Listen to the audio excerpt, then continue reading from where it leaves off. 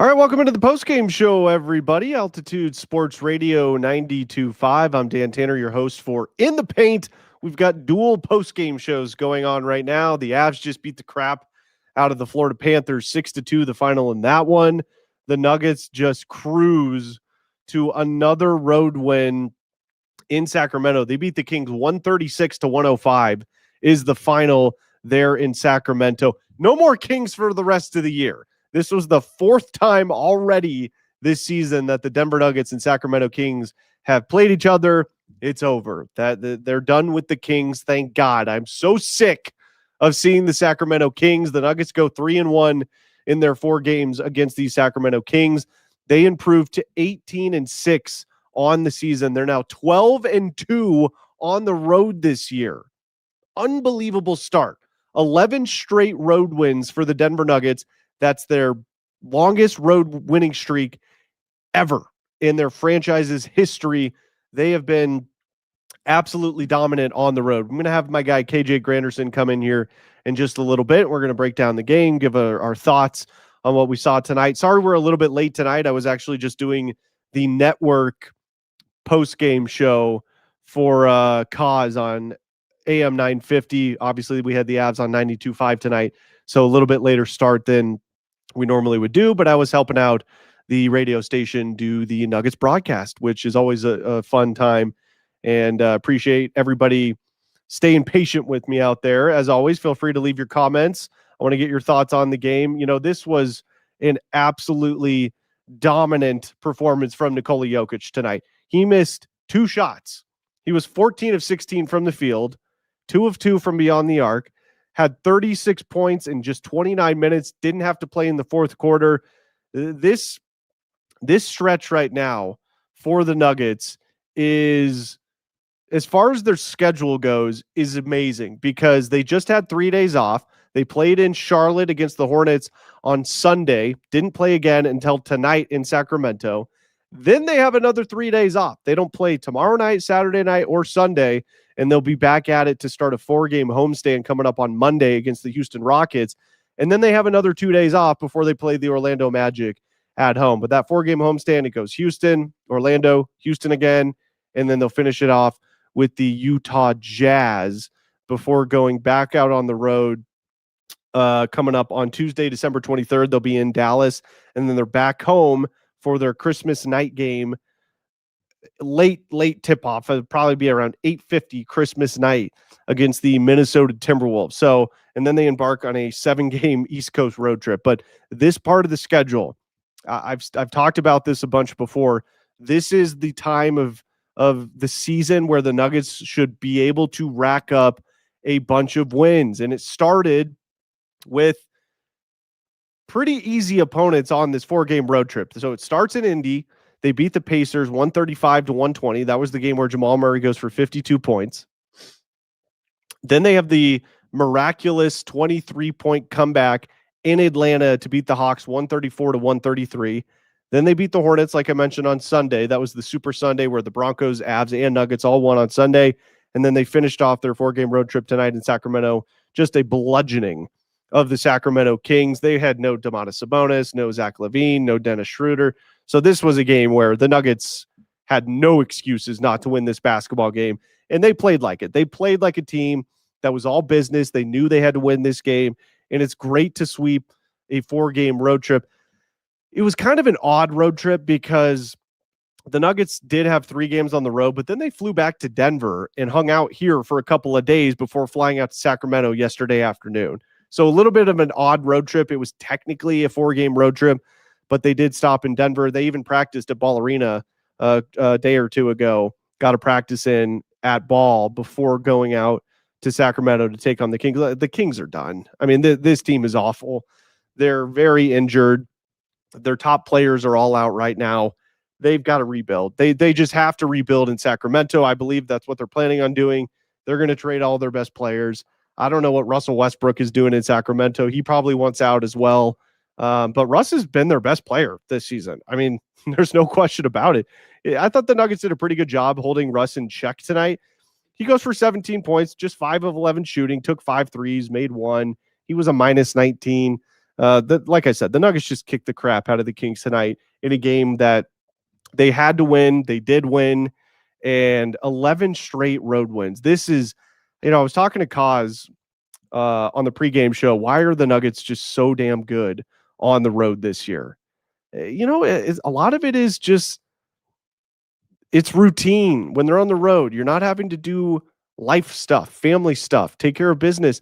They can just go out on the road and get in a routine, and it looks like they're a very tight-knit group, and I think they enjoy going out on the road. It's just such a weird dynamic from back in the George Karl era, where the Nuggets, their goal was to just go 500 on the road and be dominant at home. That was the goal, and now they're 12-2 on the road this season. We'll see if they can get their home losing streak ended on Monday against the Houston Rockets. Y'all set there to come on, KJ? Should I add you to the show? All right, let's bring in KJ Granderson. All right, KJ, thoughts on the game? Well, I think overall, Dan, the game was everything you could have asked for. The Nuggets, they were able to win pretty much wire to wire. I think they were focused. They had just a veracity, just an intensity to them that I think was very, very, very important. When we talk about having a championship DNA, these are the types of things that you have to think about. These are the types of things that you have to keep in mind is beat the teams that you need to beat, and you need to beat them convincingly. And luckily, this is the last time you'll see the Kings this season. So thank God. Oh my gosh, you're telling me I'm so sick of the Kings. I can't even begin to tell the whole story. So I say all of that to say, man, I'm proud of the Nuggets. Nikola Jokic, he was on this game. Jamal Murray was making players better tonight. He was in his assist bag tonight. Peyton Watson got going in that second half. The bench, I thought, for the most part, was pretty solid outside of that one little slip up in the second quarter. This was a well-rounded win. This is probably their most well-rounded win of the season thus far. And for what it's worth, if you're the Nuggets, let this be your building blocks that you start to use as you head into competition against greater opponents. We know the Rockets are coming. We know the Timberwolves are coming. And we know eventually OKC is coming. These are all teams you got to face. Not to mention, you still have the Lakers on the horizon. So if you're the Nuggets, games like this should give you confidence. These should be confidence-boosting games that you can continue to stack and stack and stack. That way, when you get up against teams that are real opponents, legit opponents, it's not like you don't have that championship DNA that's been kind of slowly morphing itself as the season goes along. KJ, why do you think the Nuggets have been so good on the road this year? I mean, they're 12-2. You just heard me when you were walking in talk about George Karl. Their goal was to go 500 on the road. That was their goal. That was their goal. And their goal is to be dominant at home. I mean, they did start 6-0 at home, and then they've lost 4 straight. But why do you think they've been so dominant on the road this year? It's very unlike any Nuggets team I've ever seen before. Well, I think, Dan, what I would say to that is this team, they understand that a lot of their damage probably is going to have to be done in uncomfortable environments. They look around the West, they look around the East, and they can see that this is one of those years where it won't always be sunshine and rainbows, right? Like, you understand the significance of what's going on around you, and you can be able to really just kind of look, from a 10,000 foot view and see, okay, what are some things that I need to do well consistently to be able to give myself a chance in uncomfortable situations? And I think that's something that we have undervalued about this team thus far this season. All of the things we complain about. When will Cam Johnson get going? Can we trust the bench? Can guys stay healthy? And all of these things are legitimate concerns. And I don't want to take that away from anybody. But I do also want people to understand that these road wins are just a sign of things to come. They're a sign of what the Nuggets are trying to establish. And that is getting comfortable being uncomfortable. They finally have a locker room, a presence, a culture that can embrace that wholeheartedly, and they'll get the home thing corrected. I'm not worried about that. The reason people are freaking out is because through the first 6 to 7 home games, everybody was talking just out of the side of their necks about, oh, could the Nuggets, could they go 39-2? Could they go 40-1? In reality, we all knew that would not happen. And I think people got ahead of themselves. And now people are hyperventilating about 4 straight losses, when in reality, this is all part of the plan. This is all part of the process. The ups and downs, the woes, this is what the Nuggets need to continue to help mold them and continue to shape them into who they ultimately want to be. And that's the 25-26 NBA champions.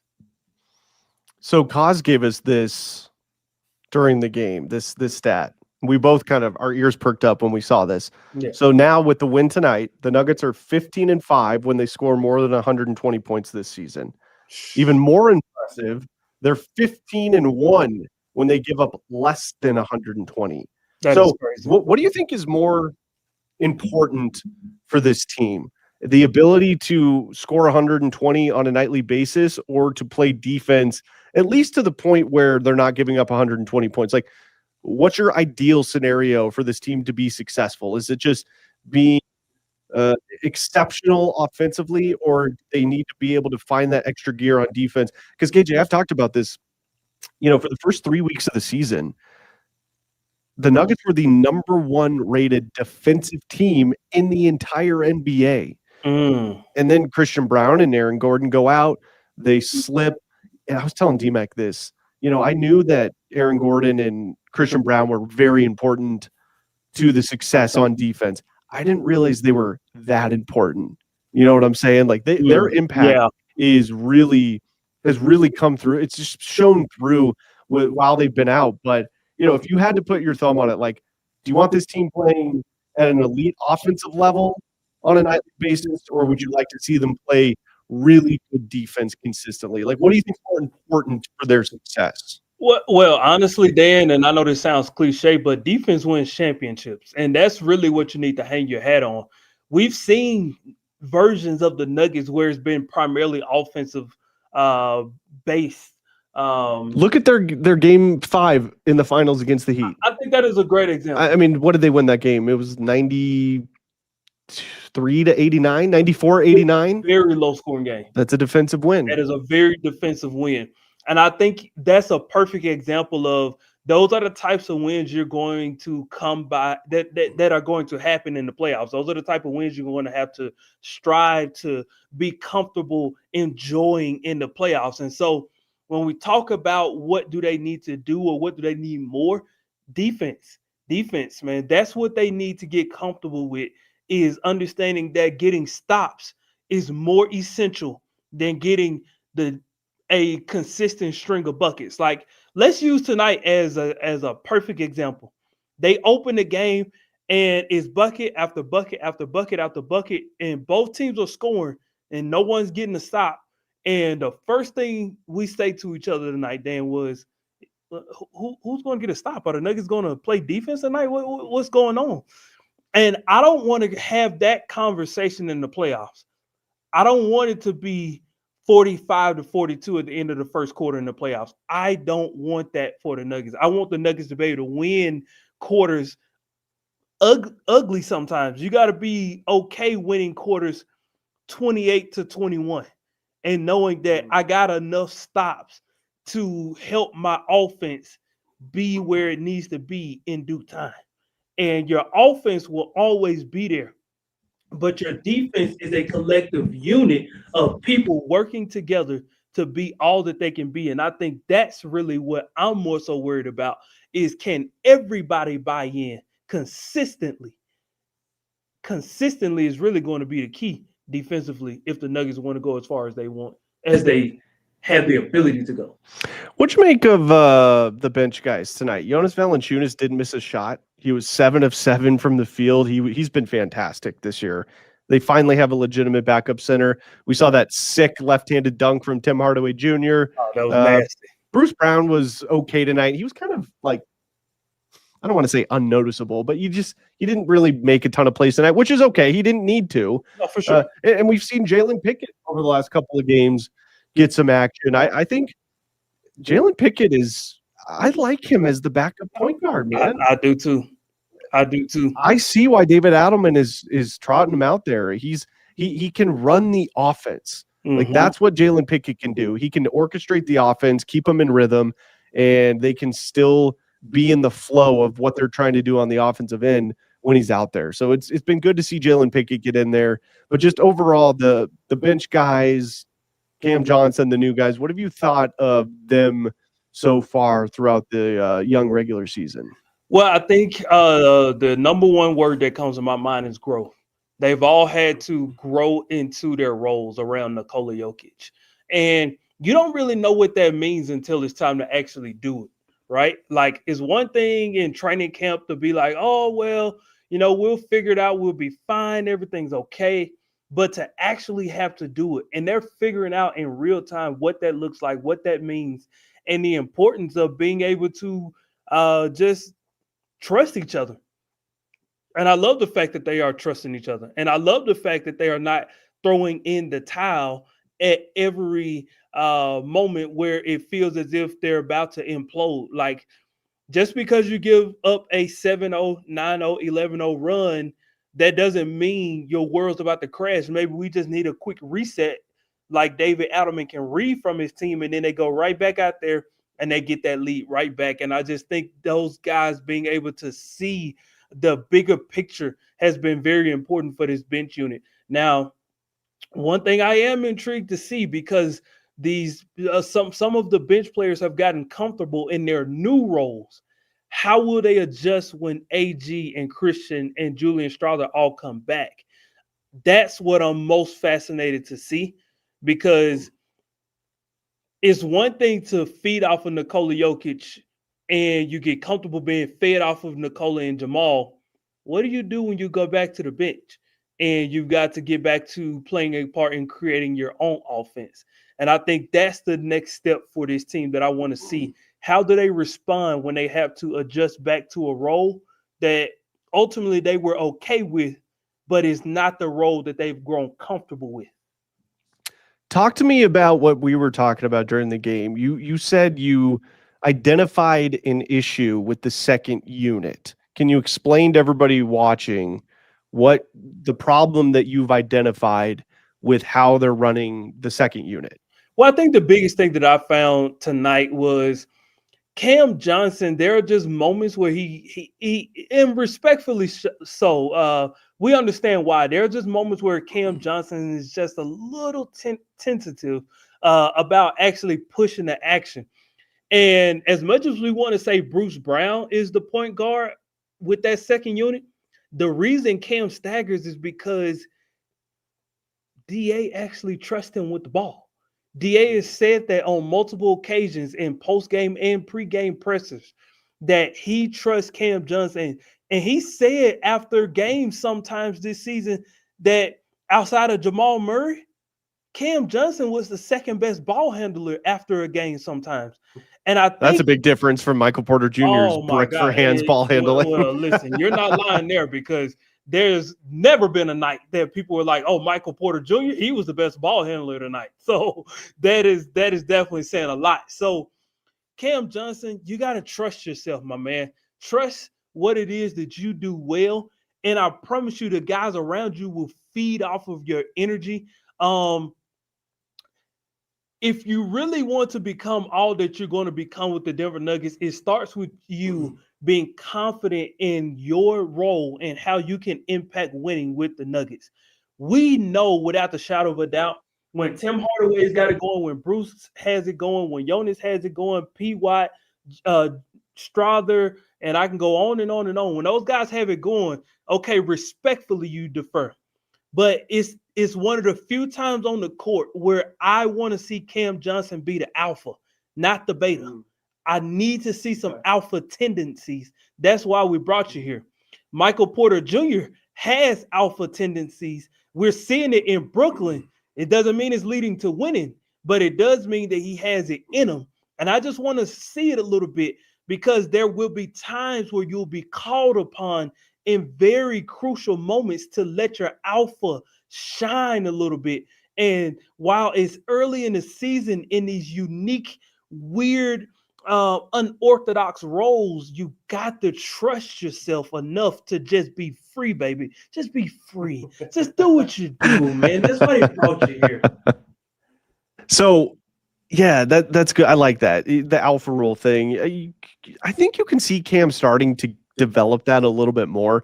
But, it's been interesting seeing what Adelman's done with that second unit as far as staggering goes. Yeah. It's been either Cam Johnson or Jamal. So here's my favorite thing, KJ, about when Jamal Murray staggers with the second unit and he's playing with Jonas Valanciunas. The reason I loved that offseason signing so much is because they don't have to change the way they run their offense when it's Big Val out there, when Jokic is on the bench. We've seen it this year. Jamal is still running the two-man game at a pretty high level with Jonas Valanciunas. Mm-hmm. So that's been fantastic. And we've seen Val and Cam run the two-man game a little bit. It's not as good as when Jamal's out there, but it has been Jamal going to the bench with about like 3 minutes to go in the first quarter, and then Cam Johnson starts the second with the second unit. I will be curious to see if Adelman kind of just flip-flops that throughout the year, because Jamal has been so good with that second unit. He really has. Let's take I got about a minute clip here of Coach David Adelman. Let's take a listen to some of his post-game thoughts after the Nuggets beat the Kings.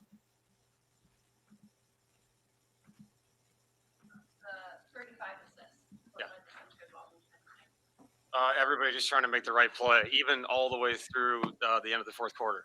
Hunt made a really good pass to Jalen with a minute to go in the game. It just speaks to how the guys are trying to play the game nightly. And 35 assists, only 12 turnovers on the road is a great number. I was just really proud of the approach of the players, and they continued it throughout the game.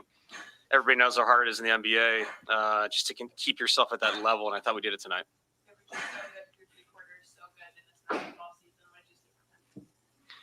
Jeez, a lot of everything. I mean, the efficiency, 14 of 16, hits a couple threes, always makes the right pass. 36, 12, and 8 through 3 quarters in 29 minutes. It's just, you just saw everything tonight. He played pick and roll as a handler, did a great job screening when he was the roller. We played through him and all the split game stuff that we run. He just makes the appropriate play throughout. So it's, he's the best player alive. So, well said, Coach. Best player alive. Wow, 35 assists, just 12 turnovers. Wow. That's going to win you some basketball games. A lot of games. A lot of basketball games. That's fantastic. The efficiency from Joker this year, KJ. Unbelievable. My God, has he been efficient? Like, this has got to be the most efficient start to a season in his career. The guy is unbelievable. From 15 feet in, he's got to be the best shooter from 15 feet and in the history of the game. He is automatic from 15 feet and in. It's just like there's so many games where we don't even really talk about Jokic because he's so great, so consistently, that we just kind of like brush it off. But I mean, this is just unbelievable. 14 of 16 from the field, 2 of 2 from 3. At one point, he was perfect from the free throw line, too. Did end up missing 2. Yeah. 12 rebounds, 8 assists, only 1 turnover. 1 turnover. That's the one thing I've been getting on Joker about this year is he's turning the ball over too much. But it looks like he's starting to clean that up. And you'll take those turnovers from Joker. I mean, there was a game earlier this year where he had 9. You don't want him to have that many. But I give Joker a little bit of grace with the turnovers because he's trying to make so many plays that inevitably he's going to turn the ball over from time to time. So you can live with that. Right. But the fact that he's got it down to 1 turnover tonight, he's shooting as efficiently as he is. Golly, how does he not win the MVP this year? Like he's having the best season of any player ever. How does he not win the MVP this year?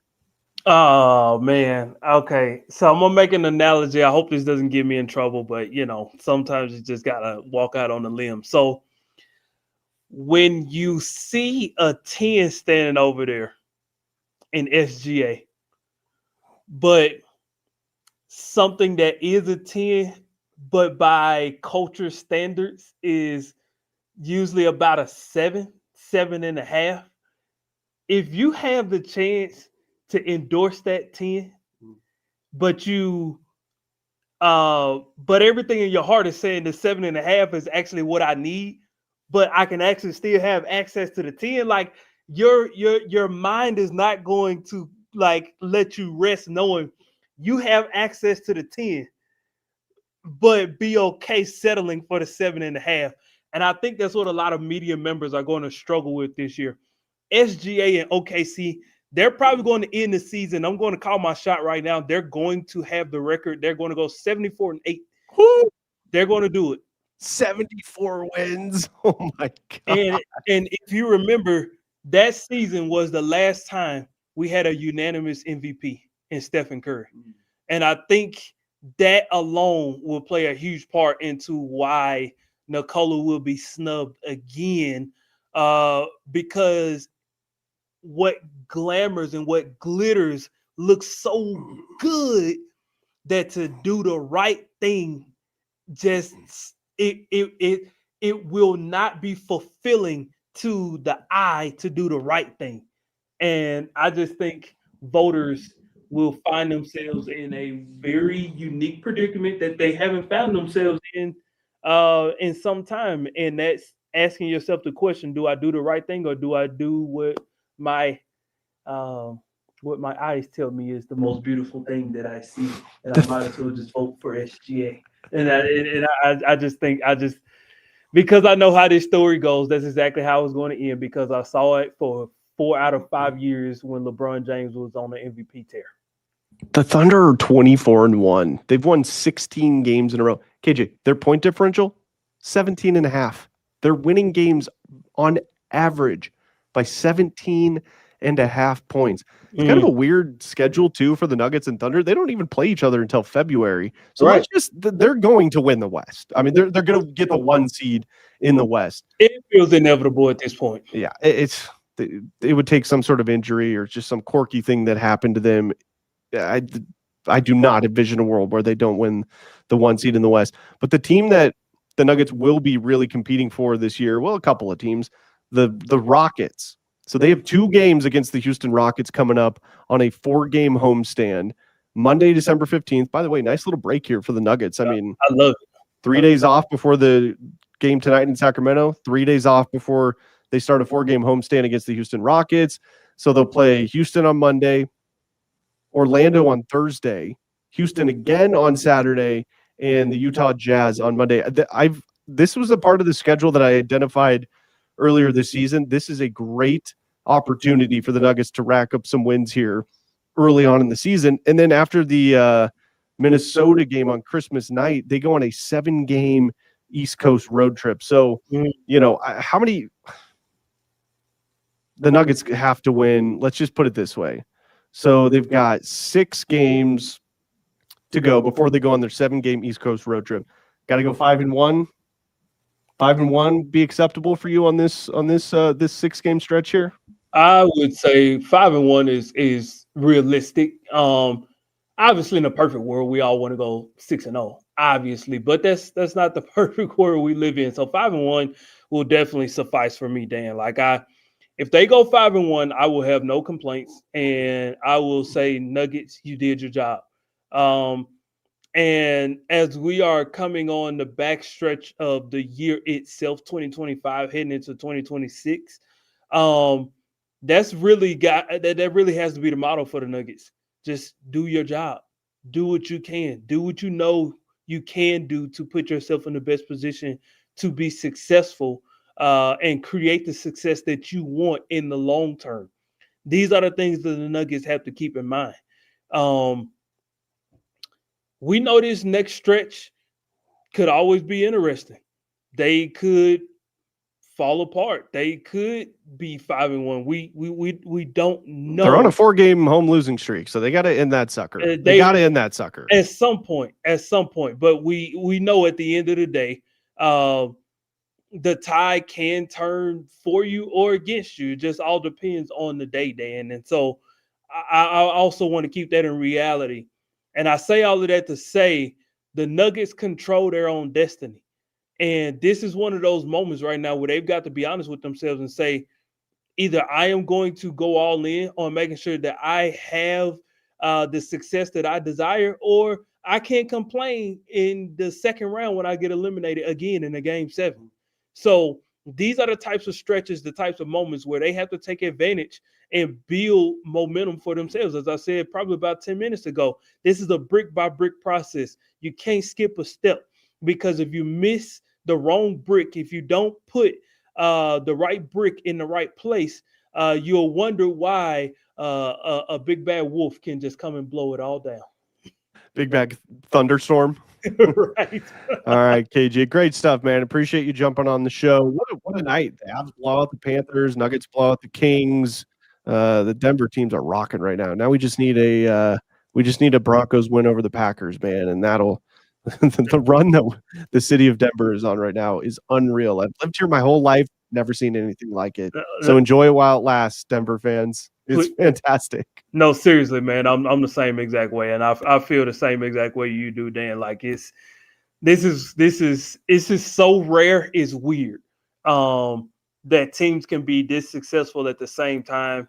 All I ask is that all of you, as faithful, Nuggets Nation, Broncos country, don't take it for granted.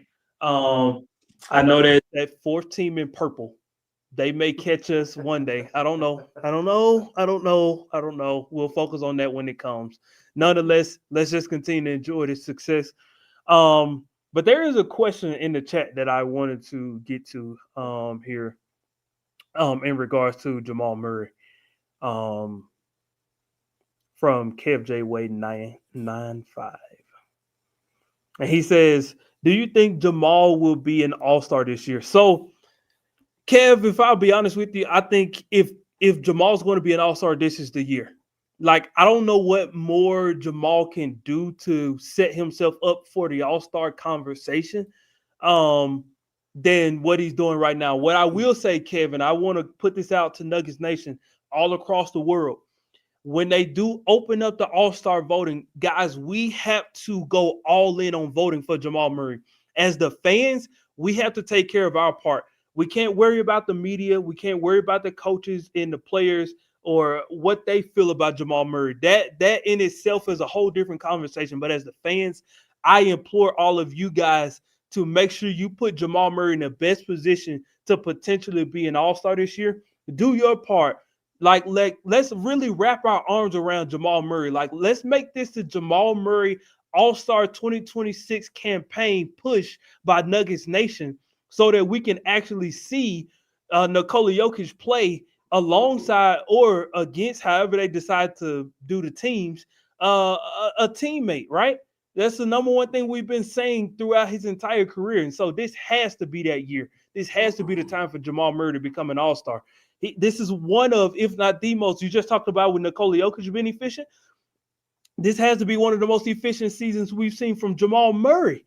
And so we don't want all of his hard work to go down the drain. Nuggets Nation, hear me and hear me clear when I say this. It's on us. It's on us.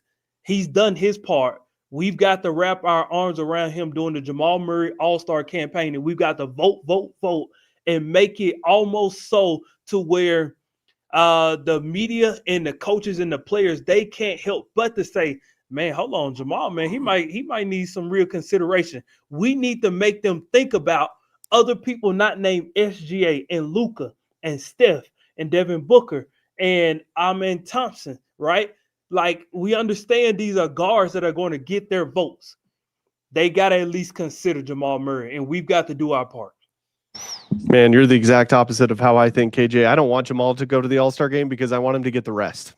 Oh, I want him to be an All-Star. You sounded like a Debbie Downer. I want him to be an All-Star in name, but like I don't want Nikola Jokic to go to the All-Star game because I'd rather him resting up for the playoff run. But I get what you're saying, and yes, Jamal Murray has been playing like an All-Star this year. I told T-Mac this the other day. Like, yes, technically Nikola Jokic has never had an All-Star teammate. He's had all-star teammates. Jamal Murray is an all-star caliber player. Aaron Gordon is an all-star caliber player. If you go back to the championship run, Jamal Murray, that entire playoff run that led to a title, he was playing like a top 10 player in the entire NBA. So I get it. Technically, that's true, but he's had all-star teammates. All right, KJ, that's going to do it for the post-game show tonight. Again, the Nuggets get the 136-105 victory over the Sacramento Kings, 18-6 on the year, 12-2 away from Ball Arena. We'll be back on Monday for Rockets and Nuggets reaction. Hopefully the Nuggets can end their four-game home losing streak. All right, we'll talk to you then. Thank you so much, everybody, for listening to In the Paint right here on Altitude Sports Radio 92.5.